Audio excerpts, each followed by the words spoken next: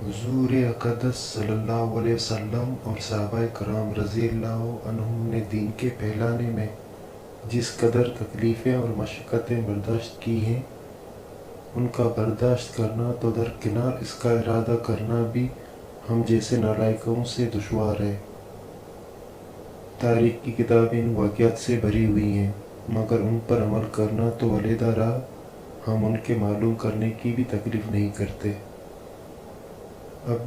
میں چند قصوں کو نمونے کے طور پر ذکر کرتا ہوں۔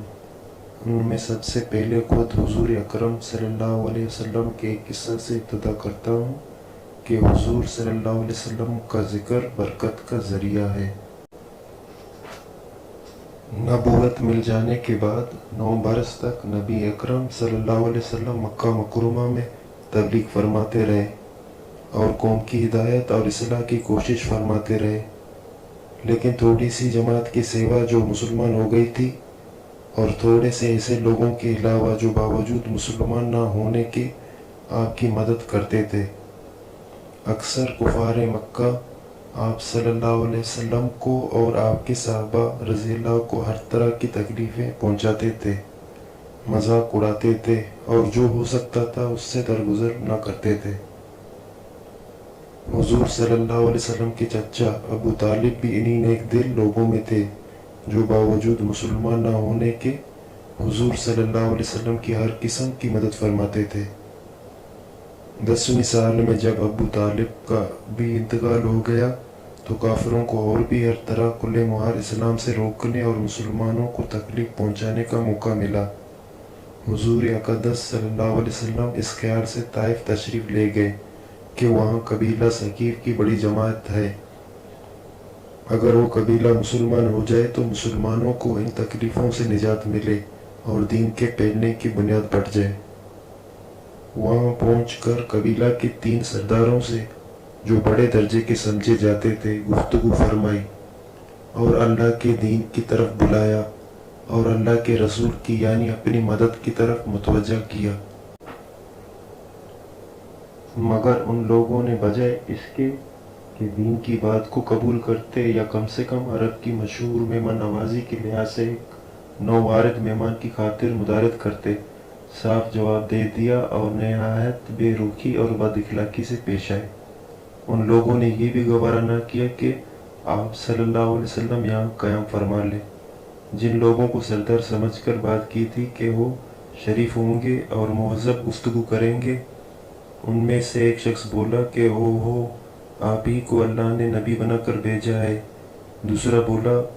کہ اللہ کو تمہارے سوا کوئی اور ملتا ہی نہیں تھا جس کو رسول بنا کر بھیجتے۔ تیسرے نے کہا کہ میں تجھ سے بات کرنا نہیں چاہتا، اس لیے کہ اگر تو واقعی نبی ہے جیسا کہ دعویٰ ہے تو تیری بات سے انکار کر دینا مصیبت سے خالی نہیں، اور اگر جھوٹ ہے تو میں ایسے شخص سے بات کرنا نہیں چاہتا۔ اس کے بعد ان لوگوں سے نا امید ہو کر حضور اکرم صلی اللہ علیہ وسلم نے اور لوگوں سے بات کرنے کا ارادہ فرمایا کہ آپ صلی اللہ علیہ وسلم تو ہمت اور استقلال کے پہاڑ تھے، مگر کسی نے بھی قبول نہ کیا، بلکہ بجائے قبول کرنے کے حضور صلی اللہ علیہ وسلم سے کہا کہ ہمارے شہر سے فوراً نکل جاؤ اور جہاں تمہاری چاہت کی جگہ ہو وہاں چلے جاؤ۔ حضور اکرم صلی اللہ علیہ وسلم جب ان سے بالکل مایوس ہو کر واپس ہونے لگے تو ان لوگوں نے شہر کے لڑکوں کو پیچھے لگا دیا کہ آپ صلی اللہ علیہ وسلم کا مذاق اڑائیں، تالیاں پیٹیں، پتھر ماریں، حتیٰ کہ آپ صلی اللہ علیہ وسلم کے دونوں جوتے خون کے جاری ہونے سے رنگین ہو گئے۔ حضور اقدس صلی اللہ علیہ وسلم اسی حالت میں واپس ہوئے۔ جب راستے میں ایک جگہ ان شریروں سے اطمینان ہوا تو حضور صلی اللہ علیہ وسلم نے یہ دعا مانگی: اے اللہ، تجھے سے شکایت کرتا ہوں میں اپنی کمزوری اور بے کسی کی اور لوگوں میں ذلت اور رسوائی کی۔ اے ارحم الراحمین،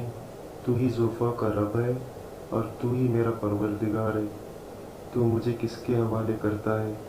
کسی اجنبی بیگانہ کے جو مجھے دیکھ کر ترش رو ہوتا ہے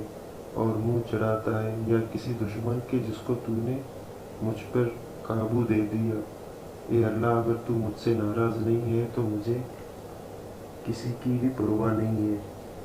تیری حفاظت مجھے کافی ہے، میں تیرے چہرے کے اس نور کے طفیل جس سے تمام اندھیریاں روشن ہو گئی اور جس سے دنیا اور آخرت کے سارے کام درست ہو جاتے ہیں، اس بات سے پناہ مانگتا ہوں کہ مجھ پر تیرا غصہ ہو یا تو مجھ سے ناراض ہو۔ تیری ناراضگی کا اس وقت تک دور کرنا ضروری ہے جب تک تو راضی نہ ہو۔ نہ تیرے سوا کوئی طاقت ہے نہ قوت۔ مالک الملک کی شان قہاری کو اس پر جوش آنا ہی تھا کہ حضرت جبرائیل علیہ السلام نے آ کر سلام کیا اور عرض کیا کہ اللہ تعالیٰ نے آپ کی قوم کی وہ گفتگو جو آپ سے ہوئی سنی اور ان کے جوابات سنے، اور ایک فرشتہ کو جس کے متعلق پہاڑوں کی خدمت ہے آپ کے پاس بھیجا ہے کہ آپ جو چاہیں اس کو حکم دیں۔ اس کے بعد اس فرشتہ نے سلام کیا اور عرض کیا جو ارشاد ہو میں اس کی تعمیل کروں۔ اگر ارشاد ہو تو دونوں جانب کے پہاڑوں کو ملا دو جس سے یہ سب درمیان میں کچل جائے، یا جو سزا آپ تجویز فرمائیں۔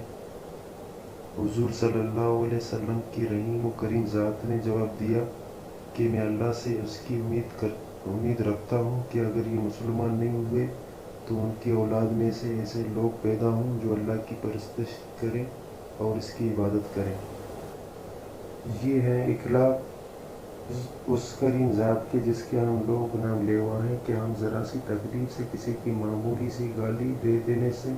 ایسے بھڑک جاتے ہیں کہ پھر عمر بھر اس کا بدلہ نہیں اترتا، ظلم پر ظلم اس پر کرتے رہتے ہیں اور دعویٰ کرتے ہیں اپنے محمدی ہونے کا، نبی کے پیرو بننے کا۔ نبی کریم صلی اللہ علیہ وسلم اتنی سخت تکلیف اور مشقت اٹھانے کے باوجود نہ بددعا فرماتے ہیں نہ کوئی بدلہ لیتے ہیں۔ اللہ تعالیٰ ہمیں بھی سمجھنے اور اس پر عمل کرنے کی توفیق عطا فرمائے، آمین۔